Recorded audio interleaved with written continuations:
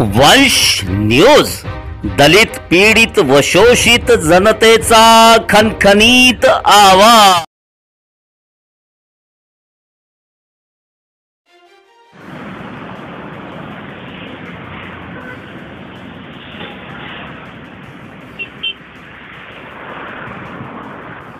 महाऔष्णिक सहस्त्रकाठ नगर प्रदेश 12 या ठिकाणी प्रगत कुशल प्रशिक्षणार्थक या ठिकाणी आमरण उपोषण आहे।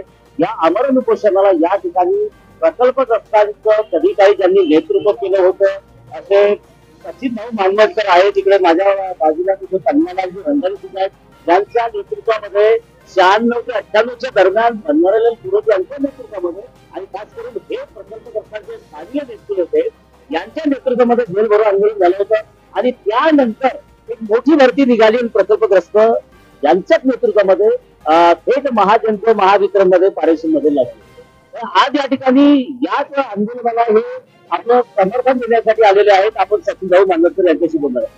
भाऊ, आज या ठिकाणी तुम्ही या आमरण उपोषणाला भेट देण्यासाठी आलेला आहे। तुमच्याच माध्यमातून या वगैरे आंदोलन झालं होतं। आजही परिस्थिती तीच आहे जे 96-97 ला होती। प्रकल्पग्रस्त बेरोजगार नोकरीपासनं महाजनकोपासनं म्हणजे वंचित राहिले। महाजनको कुठेतरी त्यांना नोकरीमध्ये सामावून घेत नाही। आज हे प्रगत कुशल प्रशिक्षणार्थी 15,000वर म्हणजे खूप तुमच्या मानधनावर आज पोट भरत आहे। काय त्यांचं भविष्य काय आहे? सर्व या ठिकाणी कोराडी, महादिला, खसाळा, मसाळा, कवटा या परिसरातील प्रकल्पग्रस्तांना नोकरी मिळण्याकरता प्रकल्पग्रस्त कृती समितीचं आंदोलन या ठिकाणी सुरू आहे। आपल्याला माहित असेल की 1970च्या पूर्वी कोराडी, महादिला परिसरातील शेतकऱ्यांची शेत जमीन शासनाने कलेक्टरने अधिग्रहित करून वीज निर्मिती कंपनी कोराडीला दिलेली होती आणि आज 55 वर्षाचा कार्यकाळ झालेला आहे। आजही प्रकल्पग्रस्तांच्या सर्व मागण्या आजही प्रकल्पग्रस्त युवक, बेरोजगार युवक नोकरीच्या प्रतीक्षेत आहेत। याचा आपण सर्वप्रथम निषेध करतो व शासनाला याची शरम वाटायला पाहिजे।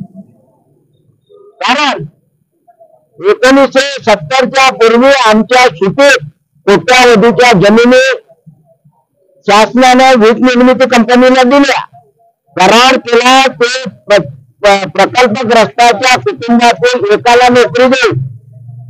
परंतु आजही 55 वर्षानंतरही नोकरी मिळालेली नाही।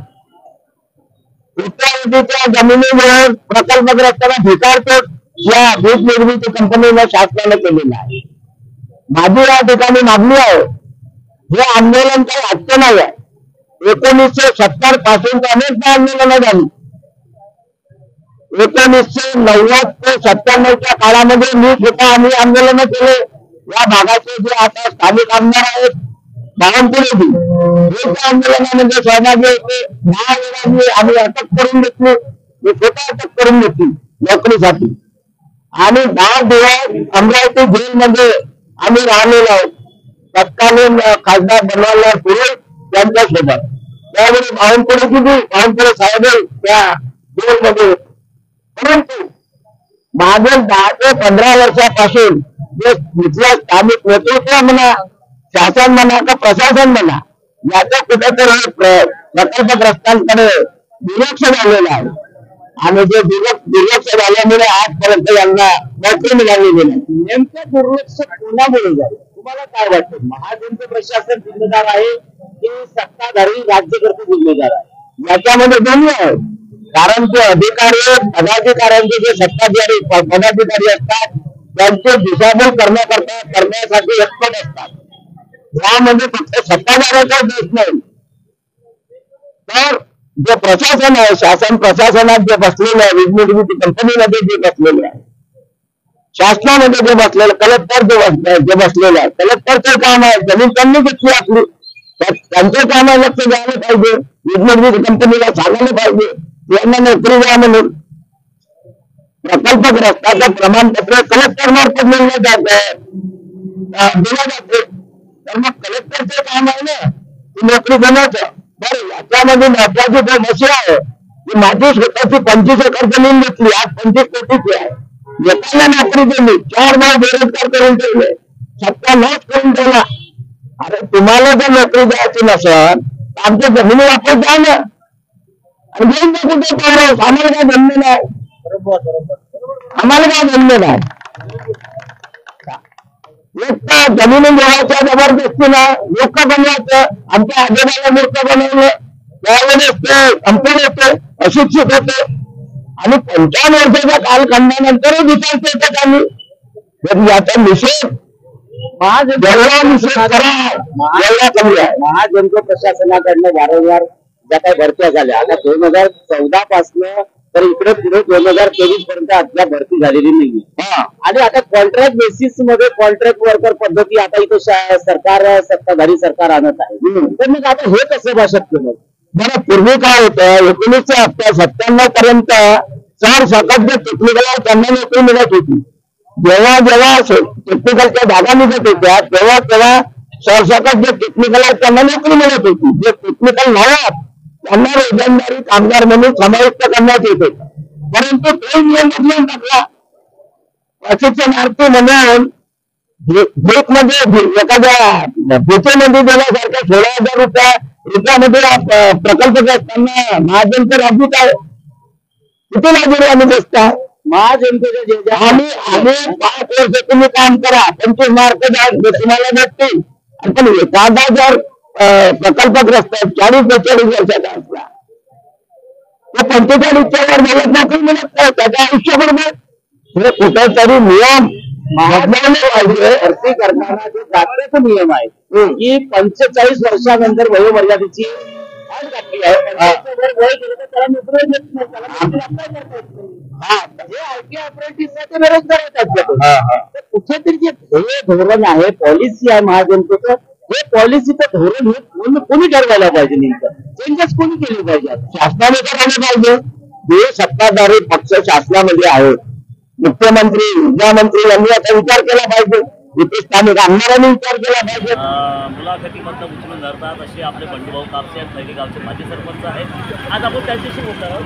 बंडूभाऊ, या ठिकाणी जेव्हापासून आंदोलन सुरू झालेलं आहे, खास करून शेतकऱ्याच्या तर या ठिकाणी आता तुमची व्यवस्था काय आहे की त्याला आंदोलनात आपण कसं मी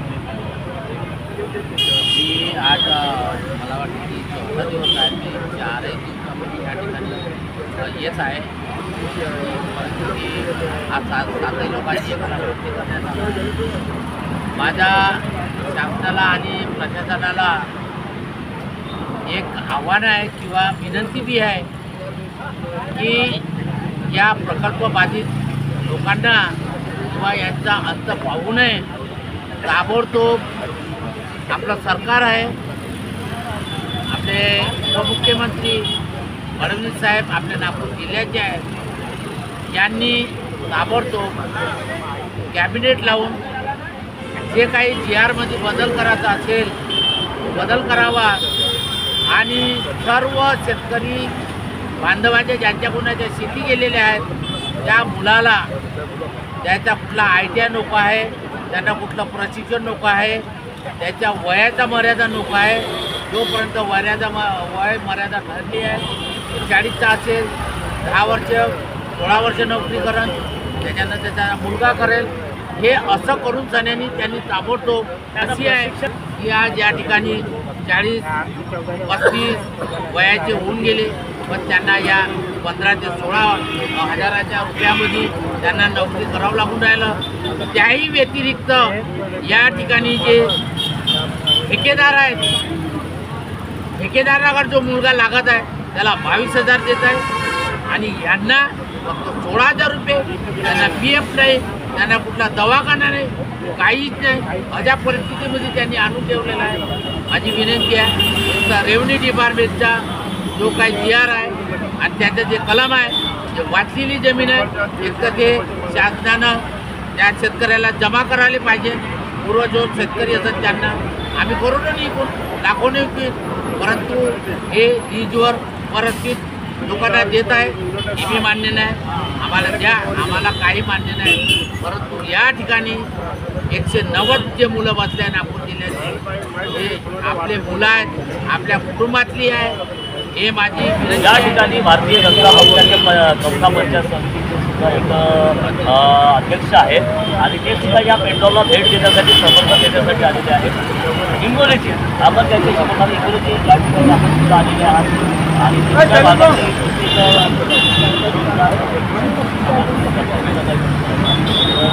एकाही बातमी आपण काय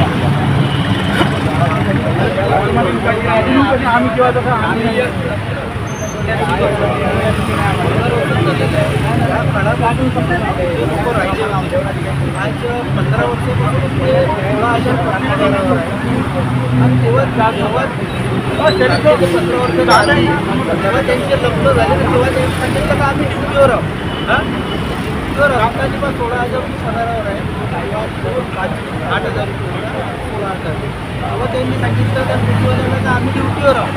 त्या ड्युटीवाल्यांची आपल्या मुली दिल्या पण आज त्यांची मुलं 15-15 वर्षात तरी आज परमानंट झाली.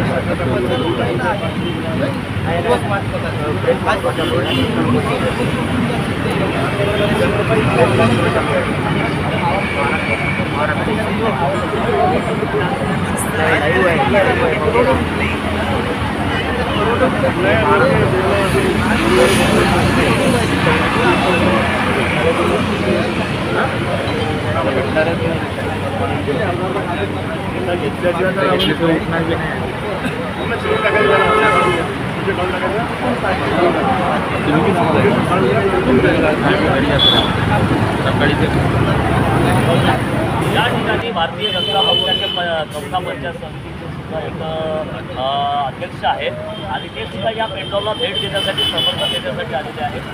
हिंगोलीचे आपण त्यांच्याशी बोलणार. हिंगोलीचे या ठिकाणी आपण सुद्धा आलेले आहात आणि दुसऱ्या भागातील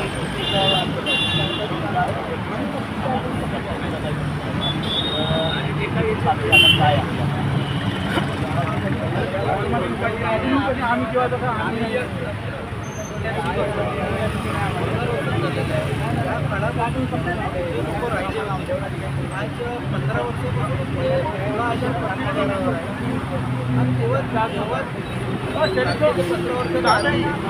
त्यांचे लग्न झाले तेव्हा त्यांनी सांगितलं का आम्ही ड्युटीवर आहोत.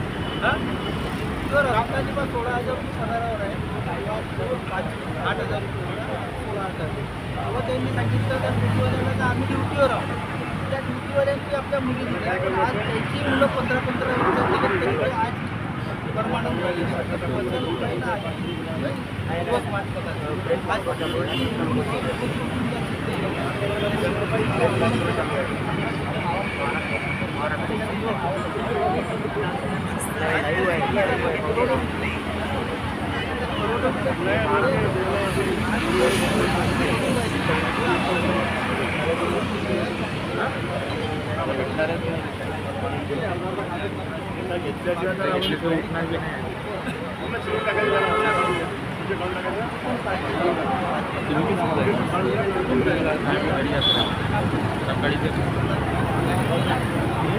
तर या ठिकाणी महत्त्वाचा प्रदर्शन